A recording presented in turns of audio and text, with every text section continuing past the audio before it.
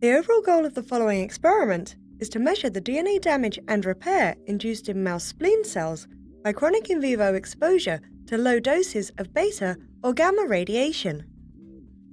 This is achieved by first exposing the mice to internal beta or external gamma irradiation to trigger potential changes in DNA damage and repair. As a second step, the splenocytes are isolated and irradiated with a high challenging dose of gamma radiation, inducing detectable DNA damage to allow monitoring of the DNA repair over time. The spleen cells are then fluorescently immunolabeled against gamma H2AX to allow quantification of the DNA damage. Ultimately, the DNA damage produced by doses of acute gamma radiation as low as 10 centigrade can be measured by flow cytometry.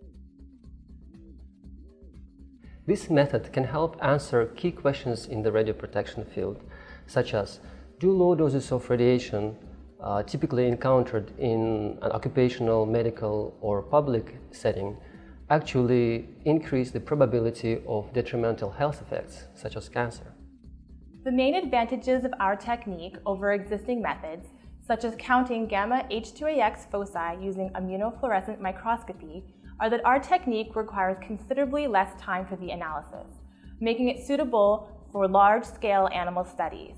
And it reduces operator-related bias in gamma H2AX quantification. The implications of this technique extend toward the personalization of medicine and radiotherapy of cancer, in that individual patient radiosensitivities may be determined using peripheral blood lymphocytes to adjust the patient's dose regimen of the radiotherapy. Though this